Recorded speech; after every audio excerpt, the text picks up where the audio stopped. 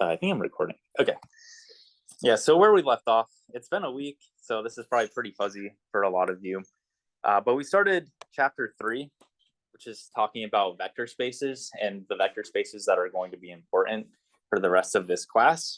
So section 3.1, so far all we've done is define what a vector space is. And we also defined what a vector subspace is going to be. It's important to know like the definition for a vector space and what needs to be proven to show something's a vector space. But in terms of practicality, like what's going to show up on exams, it's going to be more important to know how to prove things are vector subspaces, which is nice because it's the easier thing to compute. And so I already kind of talked about this a week ago, but it's been so long, I'm just going to go over just the broad strokes.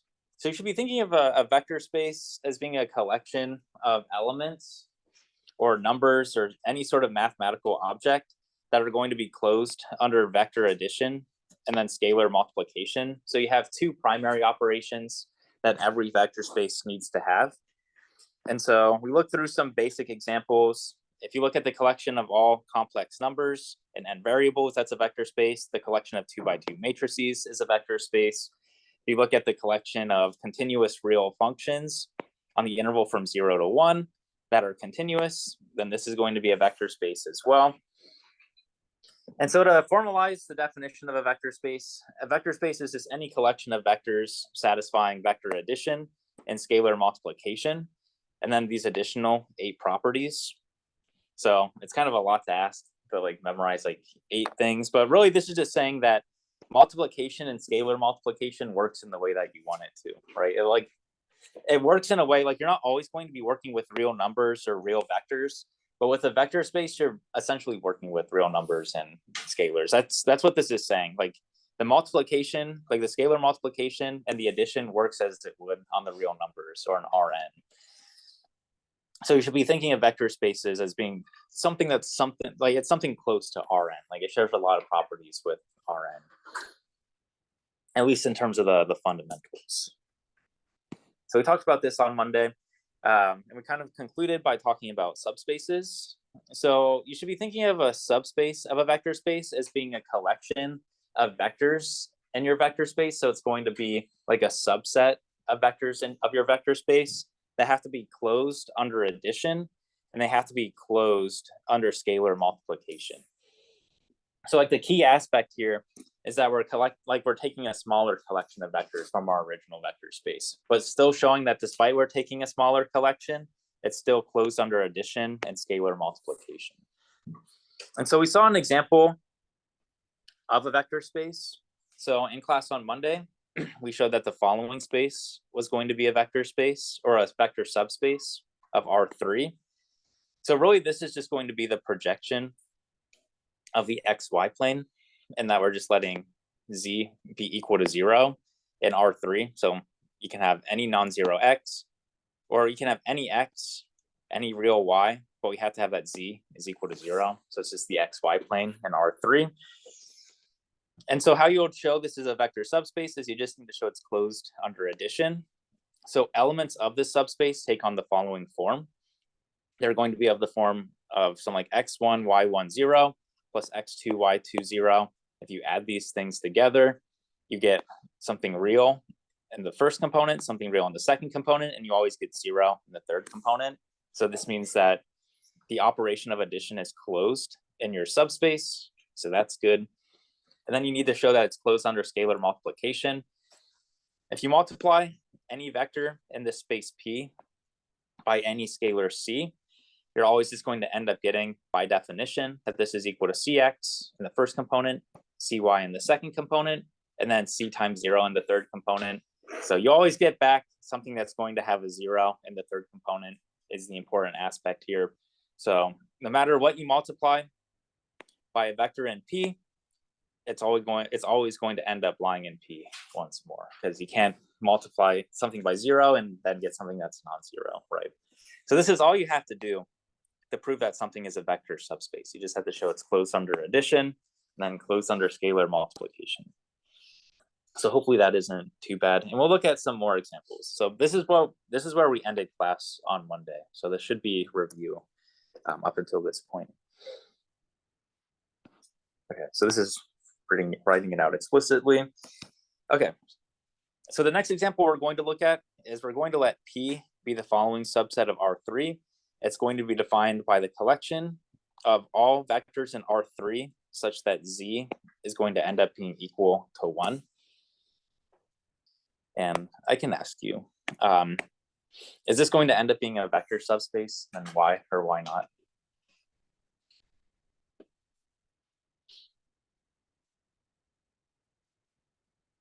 Yeah, Zach. No, because using scalar multiplication, Z can be greater than 1 at some point. Yeah, exactly. So if we let C be equal to 2,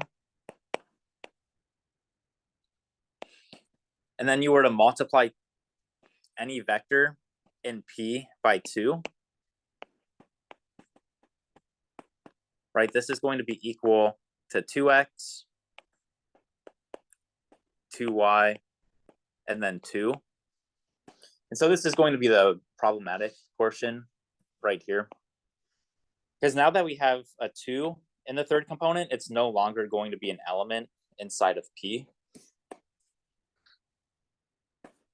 Right, so we have that 2x,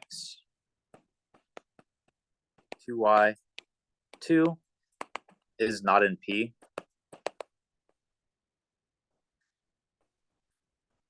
And I mean, you probably see why, but I'll just say, because like 2 is not equal to 1, obviously. And so what this implies is that P is not a vector subspace. I'm just going to say subspace.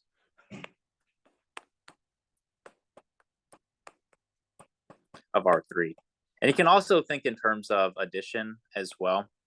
Oops. Right? Like even if you added a vector to itself, it would end up being, I mean, if you add a vector to itself, you just get 2 times x, y, or 2x, 2y, 2. So it doesn't work, like it's not closed under scalar multiplication, and it's not closed under vector addition either. So it's not going to end up being a subspace. I guess I should write out just to be absolutely clear. So not closed.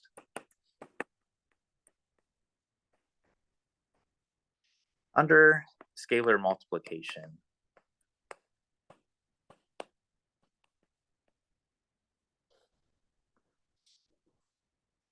Okay, any questions about this example? Okay, so I think there's a kind of a final round of examples we'll be going through.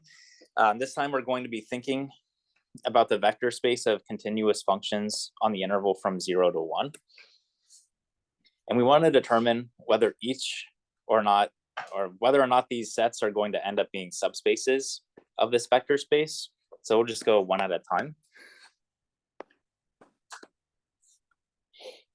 So I guess I'll do the first one, but then I'll expect you to do the second one for me. So if we want to show something is a vector subspace, we just have to show it's closed under addition.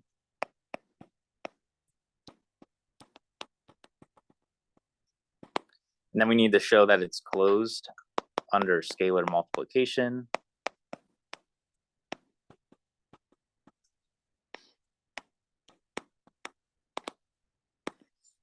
Right, and so the thing that we're concerned about with U is this is the collection of continuous functions on the interval from 0 to 1, such that f of 1/2 is equal to 0.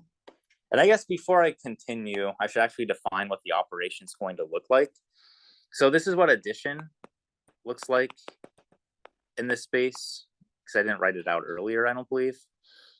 Or maybe I did in the very beginning, I don't remember.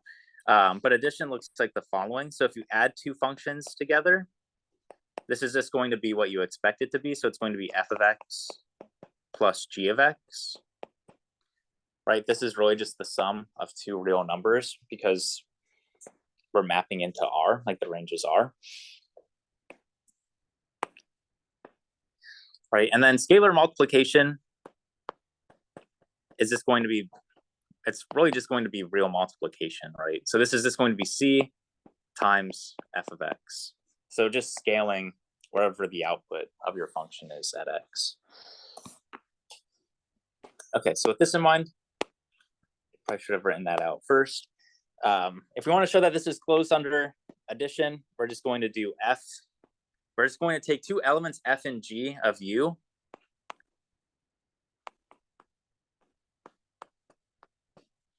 By definition, this is equal to F of 1/2 plus G of 1/2.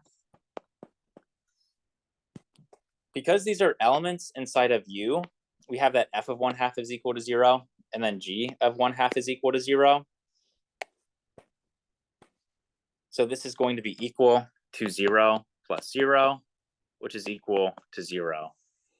And so what this implies is that F plus G is inside of U. So it's inside of this this set right here. We don't know if it's a subspace yet.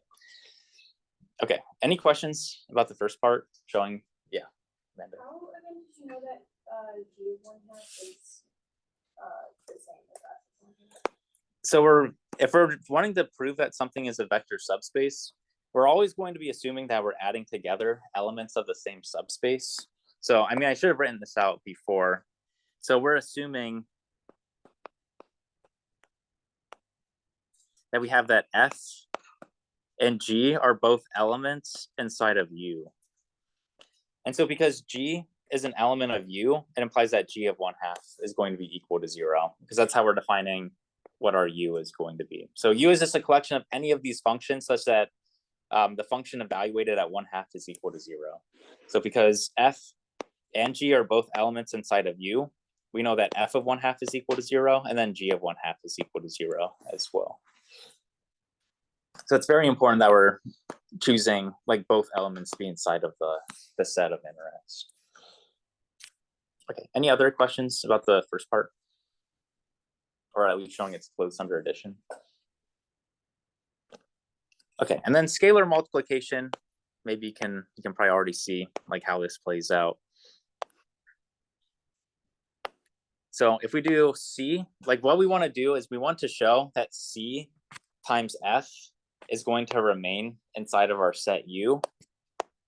So if you do C, like C is any real number and F is an element of U, and we want to consider their product.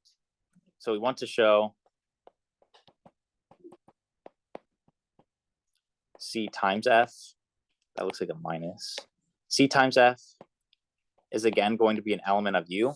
So what we would have to show is we would have to show that if you do C times F of 1/2, that's going to end up being equal to 0. But I mean, you should see like, it's just going to be C times 0 if we do something like that. So like all you have to do is say like note, like C times F of 1/2 is equal to C times 0, which is equal to 0. So this implies that C times F is going to be an element inside of U as well. And so this implies that it's closed under scalar multiplication.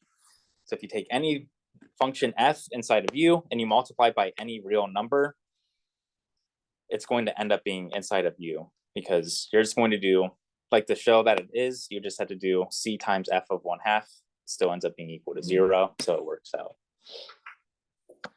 Okay, any questions about 1? Okay, so then we can talk about 2 as well. So for 2, we're looking at the collection of elements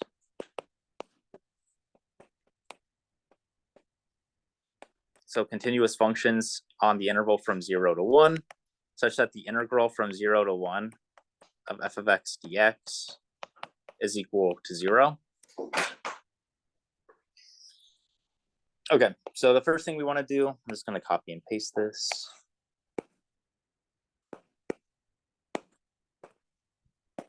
So we have to show that's closed under addition. Oops. And that's going to be closed under scalar multiplication as well. So let's use 2. Okay, so can anyone tell me, is this collection of elements or vectors, is this going to end up being closed under addition or not? And then why?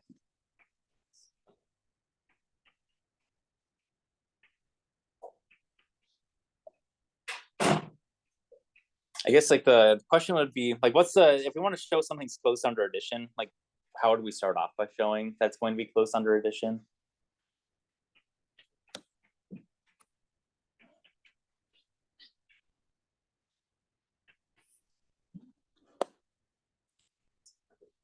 Okay, so what we would do is like, we'll like take any two elements F inside of this subspace or this vector space C.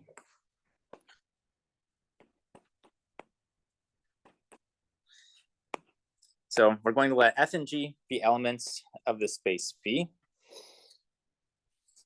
such that, and so if they're elements inside of V, this means that the integral from 0 to 1 of F is going to be equal to 0.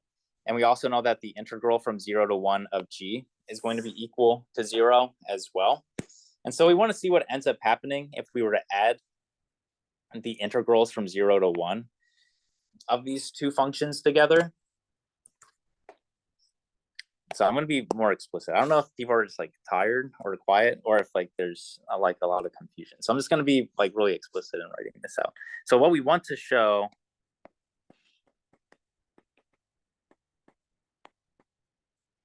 is that F plus G is an element inside of V. And so this is the same as saying the following. So this is equivalent to saying, I don't even know if that's how you spell equivalently. So, or equivalently, this is the same, like what we have to show is that the integral from 0 to 1 of f of x plus g of x dx, we have to show that this ends up being equal to 0.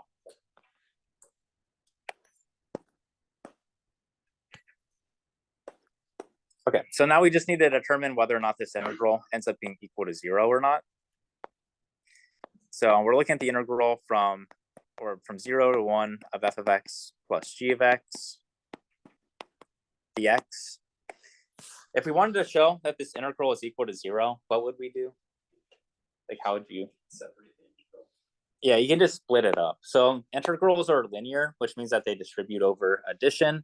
So this is going to be the same thing as the integral from 0 to 1 of f of x dx plus the integral from 0 to 1 of g of x dx.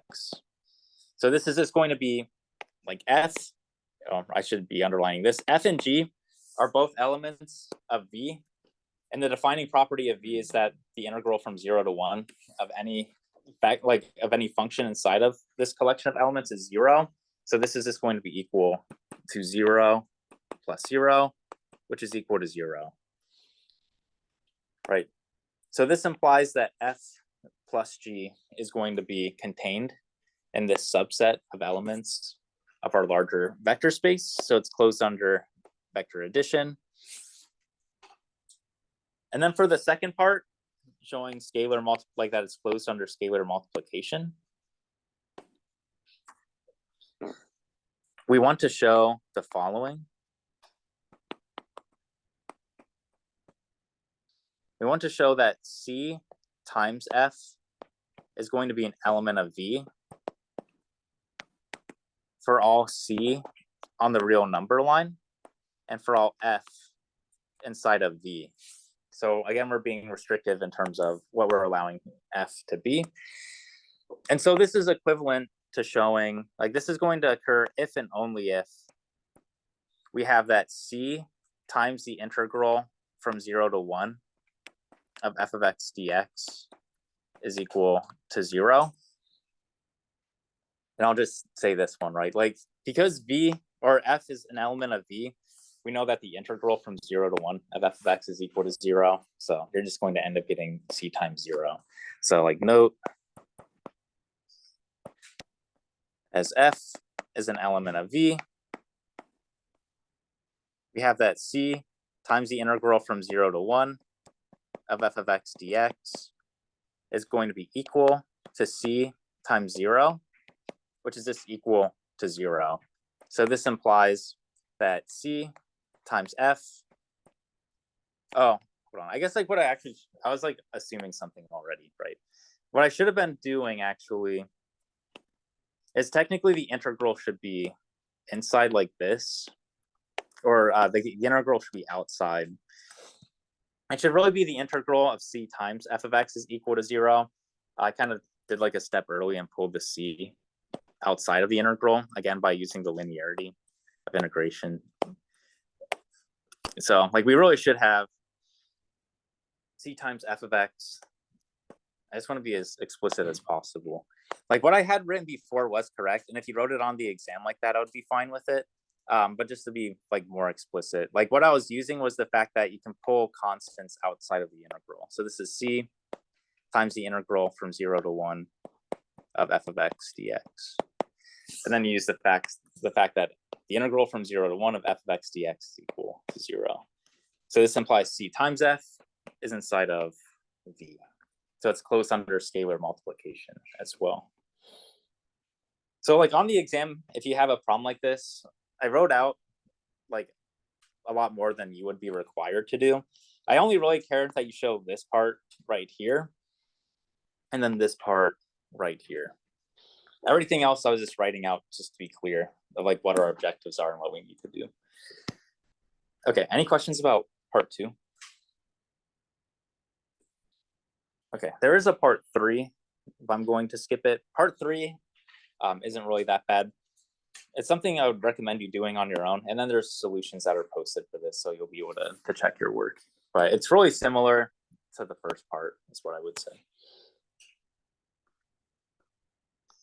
Okay, and so this is kind of another way of thinking about vector subspaces, maybe the more convenient or intuitive way of thinking about vector subspaces.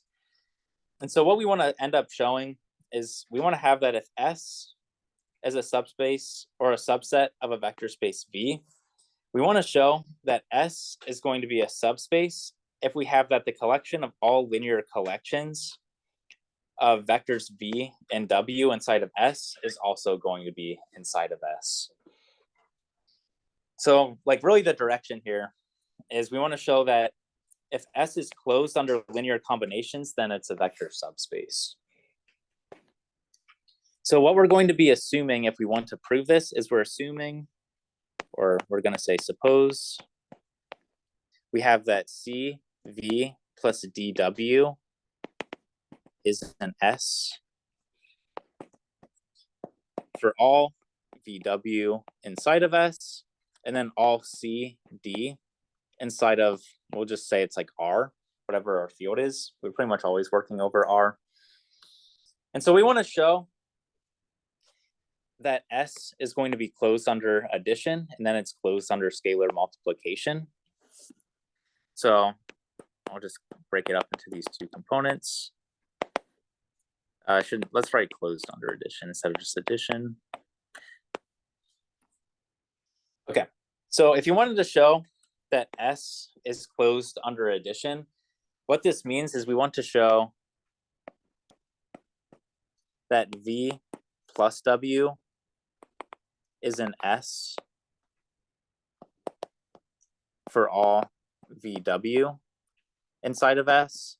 So V and W are both elements inside of S, and we want to show that their sum is also going to be inside of S. And we know that all linear combinations are inside of S. So how would you show that V plus W is an S? Like what would the argument be? Does anyone know? C and D equal 1. Yeah, you just set C and D equal to 1. So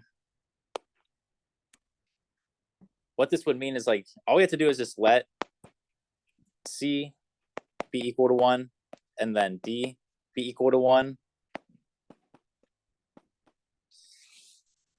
Then this would imply that we have like 1 times V plus 1 times W. This is really just equal to V plus W. This is then going to be an element inside of S. Because we have that S contains all linear combinations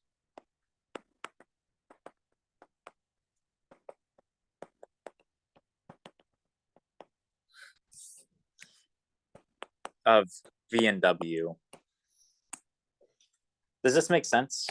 Like what the proof of this is really getting at? Right, like clearly, like I guess like the main point is, like if you have a collection of all linear combinations of V and W, then of course it has to contain V, like V plus W as well. And then you have like a similar argument as well for scalar multiplications. I'm out of space, so it's going to be briefs. I'm gonna do it in a different color just to make it clear that this isn't just like a continuation of what I had written before.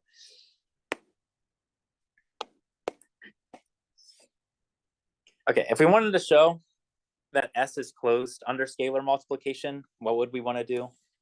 Like, how would we adjust this linear combination to show that like V and W, like any vector is going to be contained or is going to be closed under scalar multiplication?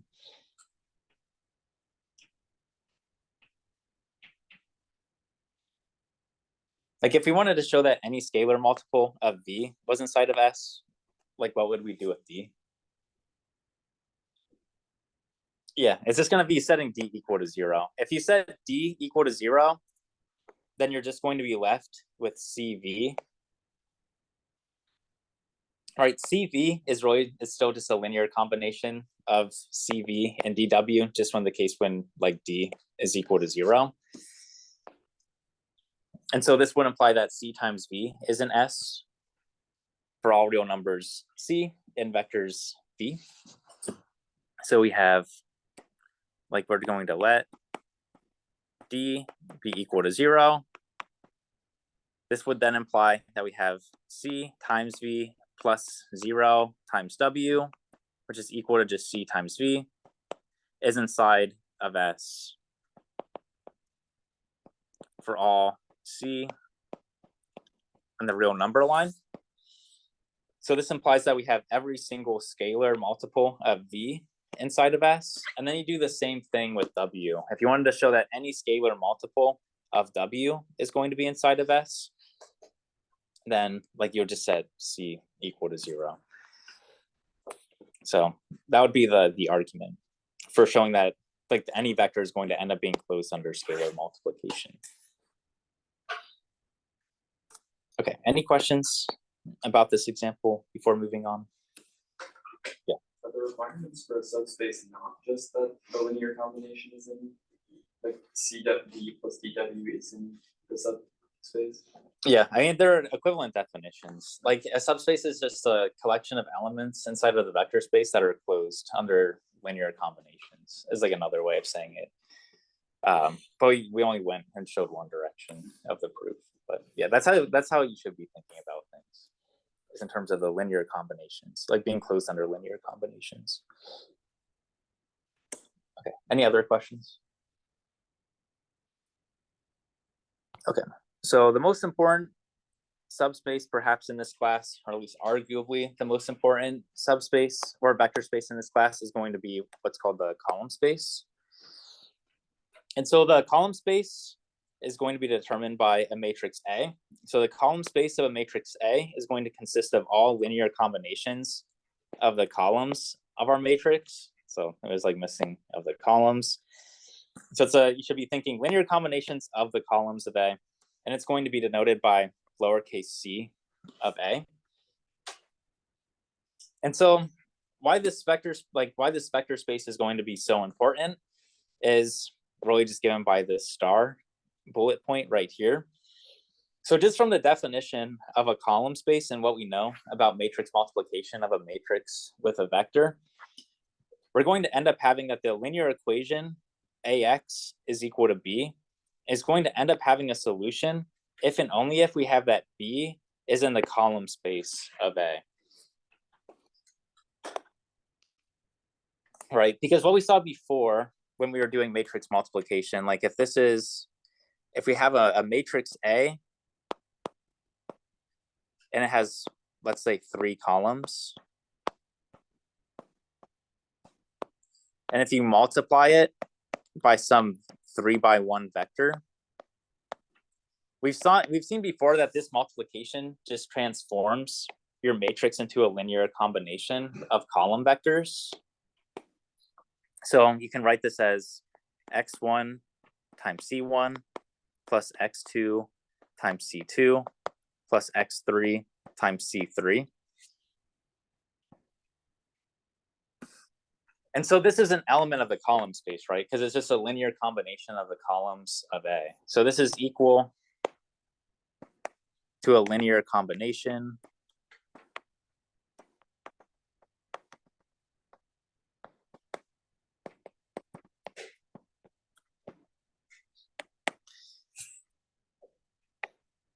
so we can think of matrix multiplication as like a linear combination of the column vectors, which by definition, like the column space of the matrix of A is the linear combination of the columns of A. So if we're interested in finding the solutions of AX is equal to B, this is going to occur if and only if B is in the column space of A. So B is equal to a linear combination of columns inside of our matrix.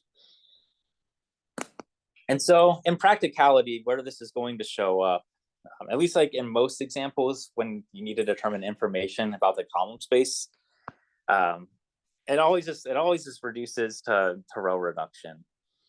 So if we're given the following equation, AX is equal to B, really it just gives us what our A is going to be. And it wants you, like if you're asked to do the following, so it wants you to maybe like determine information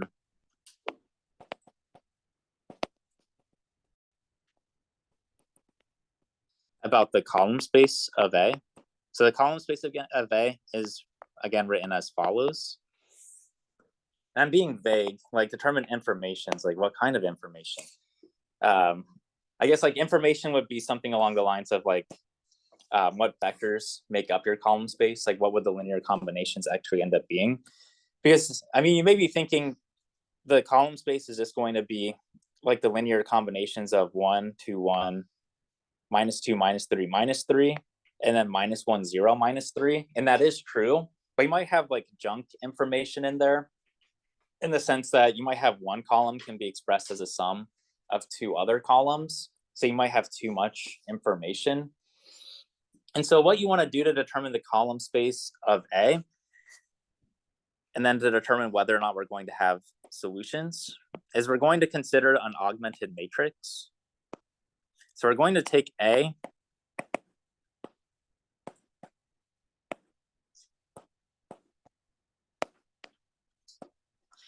and then we're going to augment it with some generic vector B. So this is like B1, B2, B3. Because we're interested in equations of the form of AX is equal to B. So that's why we have this augmented matrix.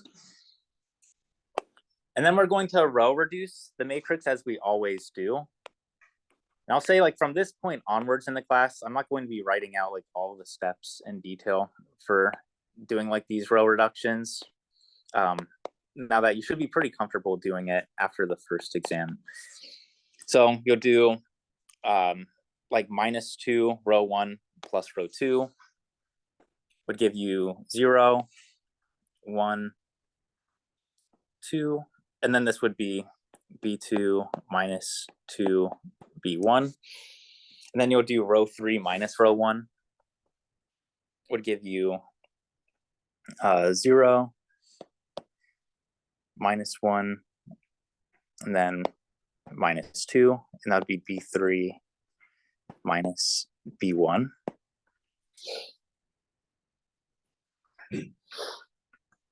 Oh, and I think I always mess these up.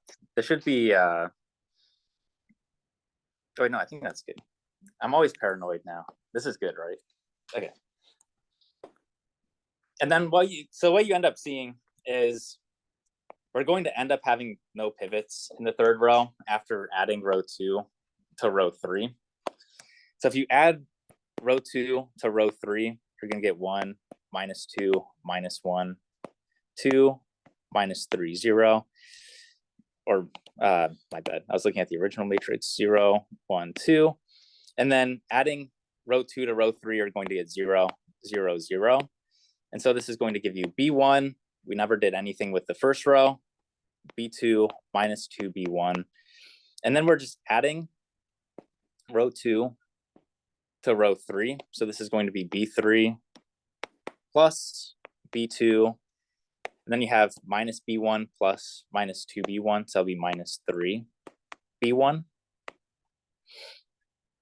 I'm going to make a little bit more space here. And so because we don't have a pivot in every single column, we only have pivots in the first and second columns. When we're thinking about like what vectors make up the column space, or what linear combinations of vectors end up making up all of the column space, we only consider the first two vectors, and we don't include the third vector. So there's two main conclusions I want to kind of reach right here at this point in time. So the first thing is we have that the column space of A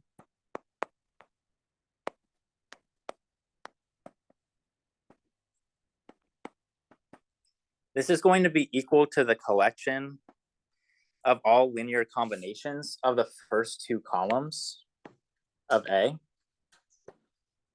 So the column space of A is going to be a collection of elements of the form of C times whatever the first column was, so 1, 2, 1, plus D times the second column, so -2, -3, -3. Where we have that C and D are any real numbers. So the number of vectors you have in your linear combination is determined by the number of pivots you have in this upper triangular form that we reached. So because we have a 0 in the 3, 3 entry, or in the third column, we don't include the third column when considering what actually ends up spanning or making up the column space of A. So this is how you'll determine the column space given a matrix. And you can note that determining the column space of the matrix had nothing to do with what's going on the augmented portion of the matrix. It only had to do with what you were able to row reduce into. So what your pivots were. And then this part here, this is going to tell us when we do and don't have a solution. So we have the following observation is we have like this, we have a solution. So I should maybe say like B gives a solution if and only if. We have that B3 plus B2 minus 3B1. What should this be equal to if you want to have a solution? Yeah, it has to be equal to 0. If there are anything but 0, you would then have 0 is equal to 1 or something like that. And so you can rewrite this in the following way. You can say that like B3 is equal to 3B1 minus B2. So another way of writing this is by saying that B, this vector B, is in the column space of A.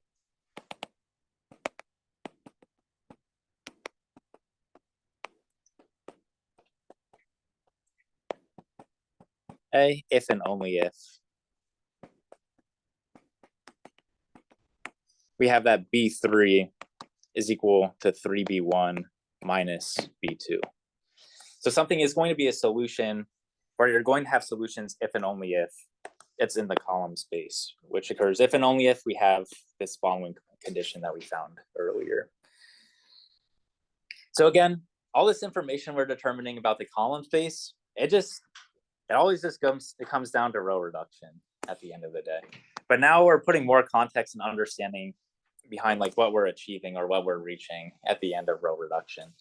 So this trend is going to continue on Wednesday. We're going to look at something that's kind of like the dual of the column space, which is called the null space, which is just going to be the collection of solutions to AX is equal to 0. So it's like a special version of the null space or of the column space. Okay, so if you have any questions about the homework or the exam or anything like that, I'll be in my office for the next 2 hours, so from 10 to 12. Otherwise, I'll see you on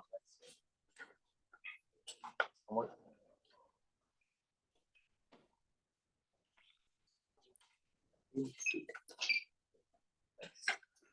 Thank you.